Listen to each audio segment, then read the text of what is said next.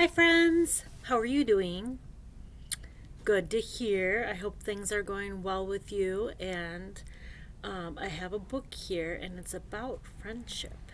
So, after we're done reading, I want you to think, or while we're reading, and then we'll talk about it, I want you to think about how this book can make you a better friend. It's a really good book. This book is by Trudy Ludwig. It's called The Invisible Boy. I really like this book. Can you see Brian? He's the invisible boy. Even Mrs. Carlotti has trouble noticing him in her classroom. She's too busy dealing with Nathan and Sophie. Do you see Brian? Nathan has problems with what Mrs. Carlotti calls volume control. He uses his outside voice inside too much. Sophie whines and complains when she doesn't get her way. Nathan and Sophie take up a lot of space. Brian doesn't. When the bell rings for recess, Micah and JT take turns choosing kids for their kickball teams.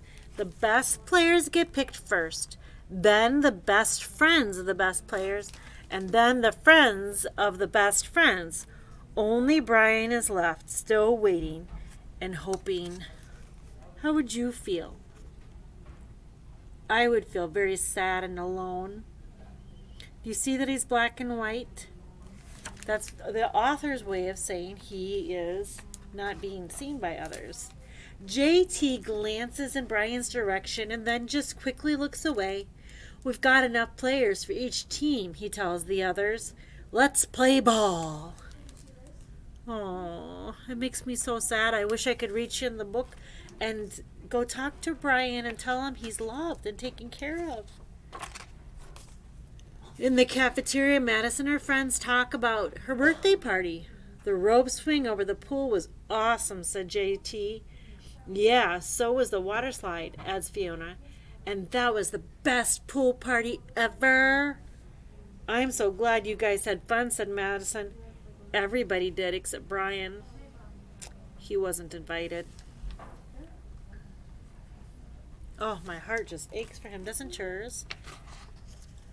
At choosing time, while the other kids play board games and read, Brian sits at his table doing what he loves to do best. He draws fire-breathing dragons scaling tall buildings.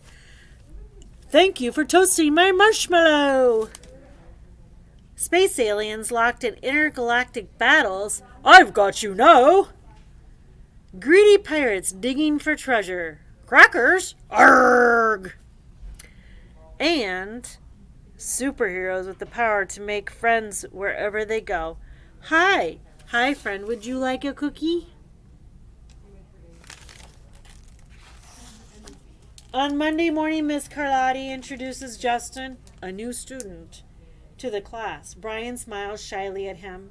Some of the other kids sneak looks at Justin, trying to figure out if he's cool enough to be their friend. They haven't quite made up their minds yet.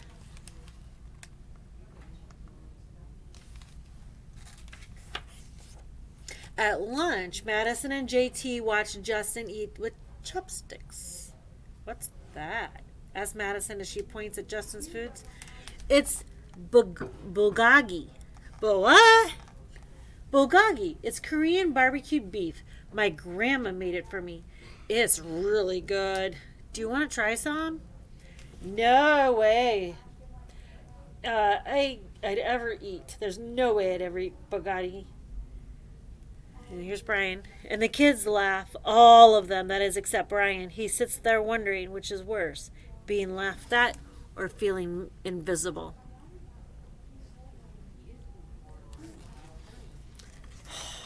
This is hard to read.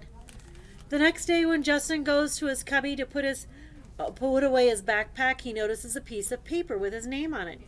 Justin, I thought bulgogi looked good. Brian, yum.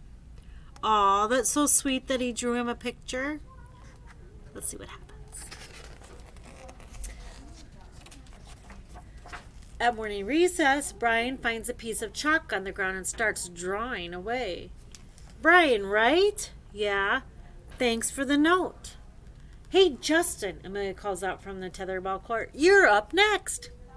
Sorry, I gotta go, says Justin. By the way, that's a real cool drawing, he adds before taking off. Now I want you to see this. Remember, he was black and white? If you look now, there's a little bit of green in the photo. Back in class, Mrs. Carlotti asked the kids to team up in twos or threes for a special project. The kids scurry around the room to pair off. Brian heads towards Justin. I'm already with Justin, says Emilio. Find someone else. Brian looks at the floor, wishing he could draw a hole right there to swallow him up. Mrs. Carlotti said we could have 3 people in our group. We're only 2. Come on, Emilio. Let's let him work with us. Okay, I guess. Oh, I'm so grateful for Justin. Mrs. Carlotti gives the class direction for the project. Your assignment is to work together to write a story about what you see in the photograph. Use your imagination and have fun. Whoa, cool, says Emilio. What kind of people do you think live in those houses? I don't know, but I bet Brian could draw them to go with our story, says Justin. Brian smiles as he takes out his lucky pen. Look at Brian now. He's not black and white anymore.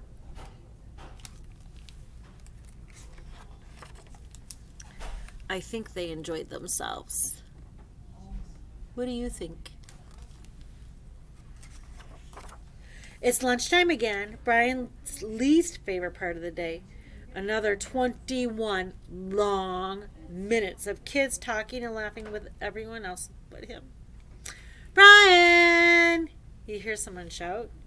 Brian, over here!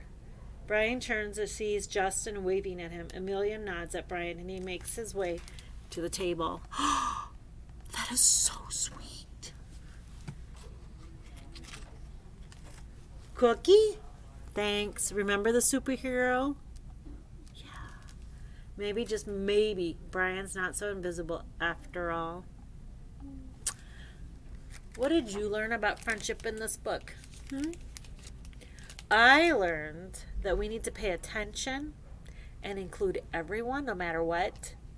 Look around your class. See if there's someone that may feel like they need to be included. I bet they have a secret talent you don't know about, like Brian in his writing. So that's my challenge to you today. Make more friends.